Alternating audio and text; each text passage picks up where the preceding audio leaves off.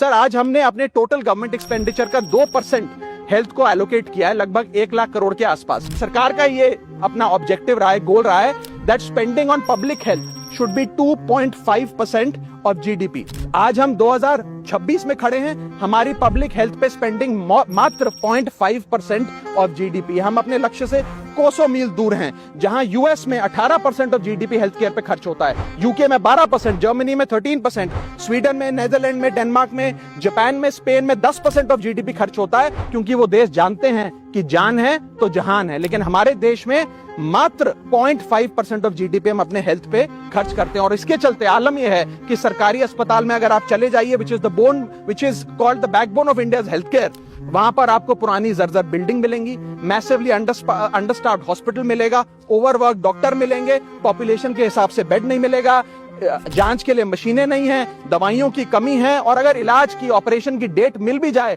तो वो डेट इतनी दूर होती है तब तक मरीज चल बसता है। So the reality is that covid made us realise and it was a wake up call for India's public health infrastructure. And I want to ask the house today, are we prepared, god forbid, if there were to be another pandemic or another big sort of raging pandemic in this country? And the answer to that is no. और private अस्पतालों की sir हालात ये हैं कि अगर आज आपको प्राइवेट अस्पताल में इलाज करना पड़े तो आपको लोन लेना पड़ता है, अपने घर के गहने, अपना रियल एस्टेट एसेट बेचकर पता नहीं कितने हजारों लाखों लोग हर साल भारत में गरीबी रेखा के नीचे चले जाते हैं, क्योंकि उन्हें एक हेल्थ इमरजेंसी के चलते प्राइवेट अस्पताल में इलाज कराना पड़ता है। सर जैसे वन नेशन वन इलेक्शन इस देश में लागू किया जा रहा है, वन नेशन वन टैक्स की ओर हम बढ़ रहे हैं, वैसे ही one nation one medical treatment की ओर बढ़ना चाहिए। सबको नंबर 1 मेडिकल ट्रीटमेंट देश में मिले, ऐसी व्यवस्था बननी चाहिए।